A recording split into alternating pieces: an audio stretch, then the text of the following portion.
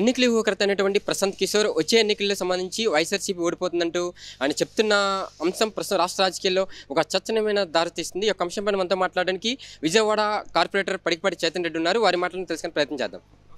2019 ఎన్నికల్లో మీ పార్టీ ఘన విజయానికి కీలకమైన వ్యక్తి ప్రశాంత్ కిషోర్. ఈరోజు మీ పార్టీ ఓడిపోతుందంటూ ఆయన చేసిన వ్యాఖ్యలు రాష్ట్ర రాజకీయాల్లో ఒక చర్చనీయమని. సార్, ముందుగా ప్రశాంత్ కిషోర్ గారి టీం కానివ్వండి, ఏ ఇంటెలిజెన్స్ టీమ్స్ అయినా సరే, దే ఆర్ జస్ట్ అజంప్షన్స్. మేము ఇలా సర్వే చేసాము, ఇలా జరుగుతుంది అని ఒక అజంప్షన్ మాత్రమే వాళ్ళు ఇవ్వగలరు, కానీ వాళ్ళు గెలుపుని డిసైడ్ చేయలేరు, ఓటమిని కూడా వాళ్ళు డిసైడ్ చేయలేరు. అవునా? ప్రజలు డిసైడ్ చేస్తారు. గెలుపు అనేది ఓటమి అనేది రాష్ట్రంలో ఉన్నటువంటి ప్రజలు డిసైడ్ చేయాలి. ఇదే ప్రశాంత్ కిషోర్ గారు మొన్న డిసెంబర్లో తెలంగాణలో జరిగినటువంటి ఎలక్షన్స్కి ఖచ్చితంగా టీఆర్ఎస్ గెలవబోతోంది అని చెప్పారా? మీరందరూ కూడా చూసే ఉంటారు. మరి అక్కడ టీఆర్ఎస్ గెలవకుండా కాంగ్రెస్ ఎందుకు గెలిచిందండి? అంటే ఆయన అజంప్షన్ ఫెయిల్ అయింది కదా. ప్రజలు ఇచ్చినటువంటి డెసిషను వీళ్ళు తెచ్చినటువంటి అజంప్షన్స్ రెండు మ్యాచ్ అవ్వాల. అదేవిధంగా గతంలో రాజస్థాన్లో జరిగినటువంటి ఎలక్షన్స్లో కూడా కాంగ్రెస్ గెలుస్తుంది అని చెప్పేసి మనకి ఆయన ఇవ్వడం జరిగింది రిపోర్టు. అక్కడ ఏం జరిగిందండి? భారీ స్థాయిలో బీజేపీ గెలిచింది అక్కడ. అవునా?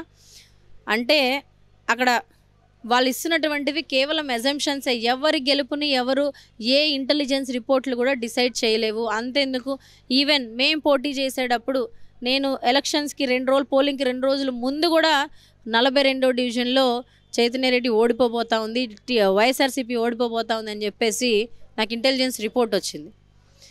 కట్ చేస్తే 1824 మెజారిటీ తోటి వైఎస్ఆర్సీపీ జెండాను ఎగరేసుకుంటూ నేను గెలిచి రావడం జరిగింది. అంటే ఎవరు ఎన్ని రిపోర్ట్స్ ఇచ్చినా సరే, ఇప్పుడు ఫ్లూక్లో కొన్ని ఓకే అవుతాయి, కానీ ప్రతిసారి అదే నిజం అవ్వాలని లేదు. ఇక్కడ జగన్మోహన్ రెడ్డి గారి సంక్షేమం ప్రతి ఇంట్లో ఉంది, అభివృద్ధి ప్రతి గడప ముందు ఉంది.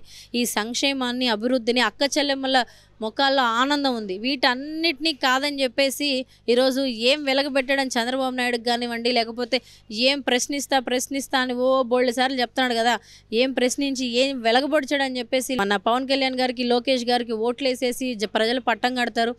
ఈరోజు పుట్టిన పిల్లవాడి దగ్గర నుంచి పెన్షన్ తీసుకునే అవ్వతాత వరకు ప్రతి ఒక్కరి గురించి సొంత ఇంట్లో మనిషిలాగా ఆలోచించేటువంటి జగన్మోహన్ రెడ్డి గారిని వదులుకోవడానికి ఇక్కడ ఎవరు అమాయకులు లేరు, పిచ్చోళ్ళు లేరు. ప్రజలందరూ కూడా పూర్తి పరిణితి చెందున్నారు. అందరికీ కూడా తెలుసు జగనన్న ఉంటే రాష్ట్రం ఏ విధంగా ఉంటుంది, చంద్రబాబు నాయుడు, లోకేష్, పవన్ కళ్యాణ్ వస్తే రాష్ట్రాన్ని ఏ విధంగా దిగజారుస్తారు అన్న విషయం ప్రజలందరికీ తెలుసు.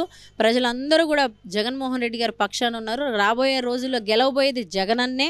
రాబోయేటువంటి గవర్నమెంట్ వైఎస్ఆర్సీపీ గవర్నమెంటే తప్ప ప్రశాంత్ కిషోర్ గారు ఇచ్చే ఇంటెలిజెన్స్ రిపోర్టో, ఇంకో టీం ఇచ్చే ఇంటెలిజెన్స్ రిపోర్ట్ను బేస్ చేసుకొని జగన్మోహన్ రెడ్డి గారు ఓడిపోబోతా ఉన్నారని చెప్పేసి వాళ్ళు సంకలు గుద్దుకుంటే దానికి ఎవ్వరూ బాధ్యులు గారు.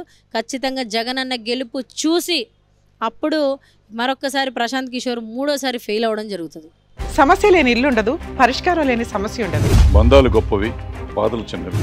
మీ సమస్యని మేము పరిష్కరిస్తాం. రండి మాట్లాడుకుందాం.